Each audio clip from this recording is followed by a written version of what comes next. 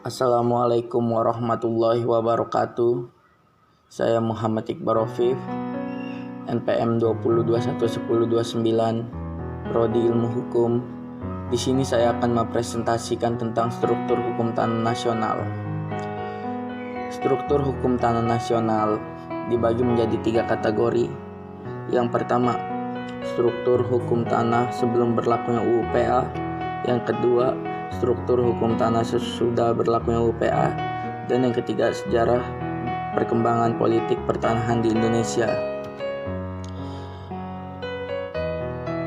Di struktur hukum tanah sebelum berlakunya UU PA ada dualisme hukum agraria, yaitu hukum agraria adat dan hukum agraria barat.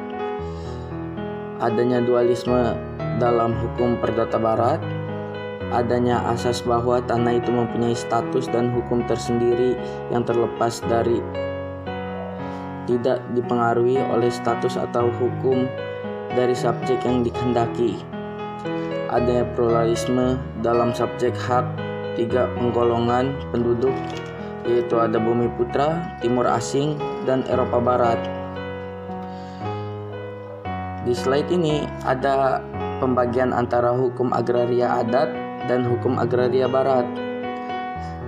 Hukum agraria adat mencakup lembaga hukumnya diatur dalam hukum adat, hukum yang mengatur tidak tertulis, melahirkan tanah hak adat seperti tanah ulayat, tanah hak milik, dan tanah hak pakai.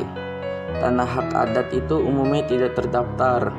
Kalaupun sudah terdaftar, jumlahnya masih sedikit, misalnya tanah milik perorangan atau sudah didaftar.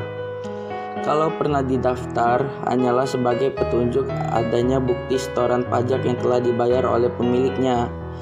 Buka kurung kohir atau kitir tutup kurung. Jadi secara yuridis bukan sebagai pembuktian hak. Pembuktian hak atas tanah didasari pada kesaksian.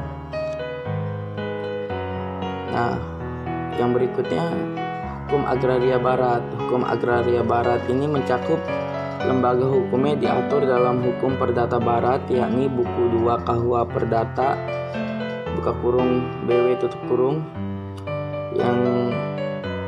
Yang kedua itu hukum yang mengaturnya sudah tertulis dan telah dikodifikasi sebagai KUH per garing BW. Yang ketiga, melahirkan tanah hak barat seperti tanah hak eigendom, tanah hak opstal, tanah hak heritage, serta tanah hak gebruik. Yang keempat, tanah-tanah barat umumnya sudah terdaftar dengan bukti tertulis.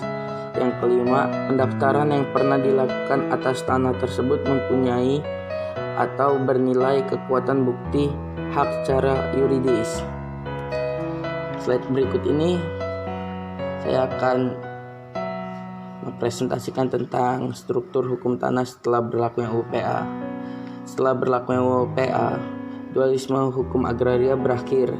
Setelah berlakunya UU PA, buka kurung, Undang-Undang Nomor 5 Tahun 1960 tentang Peraturan Dasar Pokok-Pokok Agraria, tutup kurung, tanggal 24 September 1960. Yang kedua, kodifikasi hukum agraria diperoleh Kesatuan Hukum Agraria, buka kurung, berlaku bagi setiap WNI, tutup kurung. Diperoleh kepastian hukum bagi setiap pemilik tanah, buka kurung, untuk mengetahui hak dan kewajibannya, tutup kurung.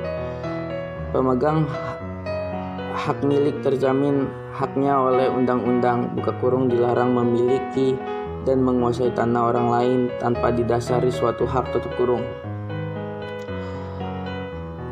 Di dalam slide berikut ini ada asas dalam hukum agraria nasional. Yang pertama, asas nasionalisme. Asas nasionalisme itu yaitu hak milik hanya untuk WNI, larangan pemilikan tanah bagi WNA.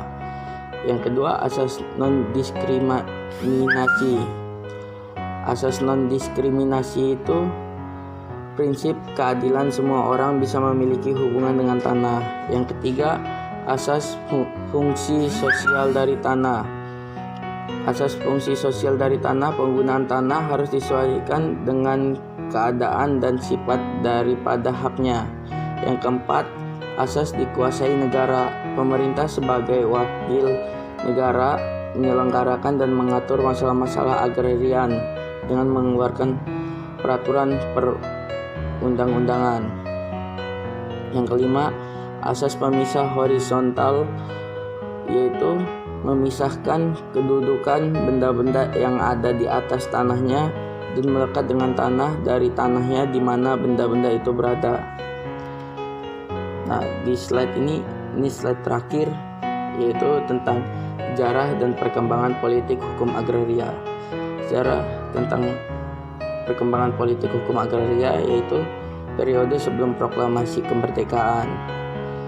Masa pemerintahan Gubernur Herman William Dendels, masa pemerintahan Thomas Stafford Raffles, masa pemerintahan Johannes van der Bos, pemerintahan sesudah proklamasi kemerdekaan.